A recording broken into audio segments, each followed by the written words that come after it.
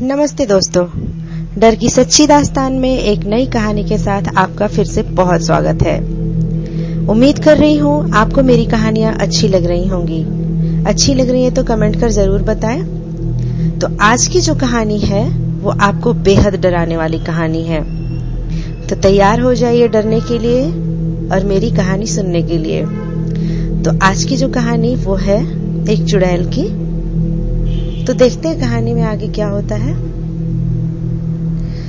इस कहानी में मुख्य पात्र जो है वो राहुल है और उनका एक चुड़ैल से सामना हुआ और फिर क्या हुआ जानते हैं आगे। उस घटना को याद करके राहुल आज भी काफी डर जाता है। एक दिन राहुल अपने घर के लिए कुछ जरूरी सामान लेने के लिए अपने बाइक से शहर जा रहा था। शहर पहुंचने के बाद काफी देर तक वह सामान ढूंढता रहा, पर उसे पूरे बाजार में वो सामान कहीं नहीं मिला। परेशान होकर वो इधर उधर घूमता रहा। शाम भी हो चुकी थी, उसे घर भी जाना था, इसलिए अंत में थक हार कर वो वापस अपने घर जाने का फैसला कर लिया। वह शहर से थोड़ा आगे निकल ही रहा था कि तेजी से आती हुई कार से उसका एक्सीडेंट हो गया। एक्सीडेंट में राहुल को ज्यादा चोट तो नहीं लगी, बस उसके पैर में थोड़ी चोट लग गई थी, जिससे वहां से खून बह रहा था। रास्ता सुनसान होने के कारण कार वाला वहां से भाग निकला। अब राहुल अकेला ही था।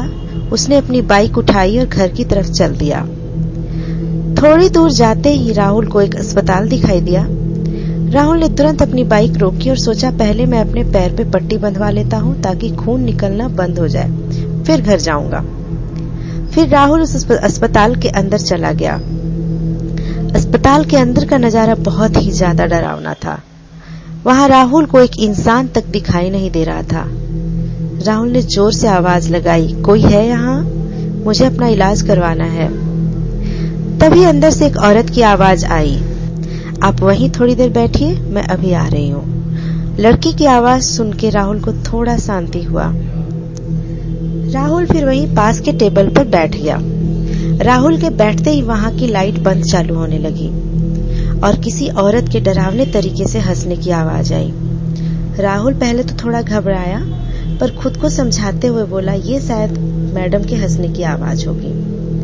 फिर एकदम जोर से चीखने की आवाज आई और इतना सुनते ही राहुल एकदम से डर गया और वहां से टेबल से खड़ा होकर बाहर निकलने की कोशिश करने लगा।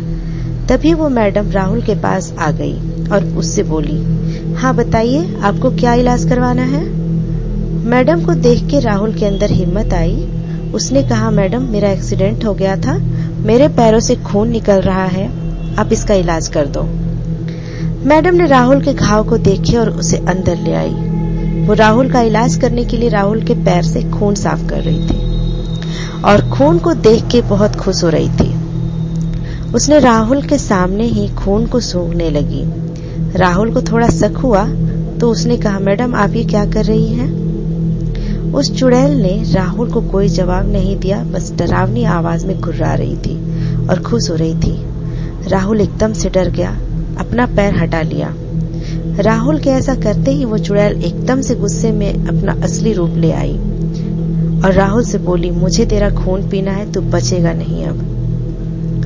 राहुल ने चुड़ैल का भयानक रूप देखा। सड़ी हुई उसकी चमड़ी, बड़े बड़े दांत। एकदम से राहुल डर के मारे बहुत जोर से चिल्लाया और बेहोश हो गया। कुछ देर के बाद जब वो होश में आया तो उसने देखा उसके पास दो लोग खड़े थे और उस पे पानी के छींटे मार रहे थे। राहुल ने उन लोगों से पूछा, आप लोग कौन हैं? और मैं हॉस्पिटल में था।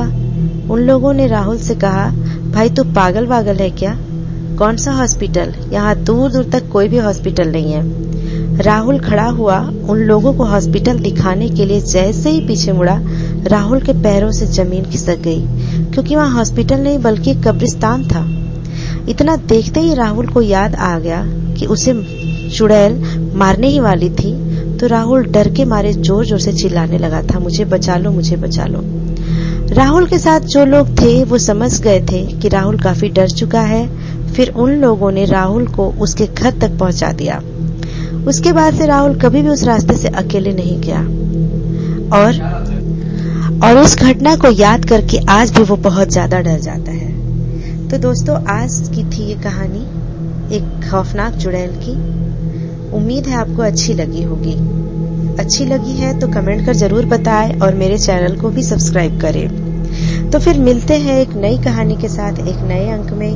तब तक डरते रहे, सुरक्षित रहे, अपना ख्याल रखें। धन्यवाद।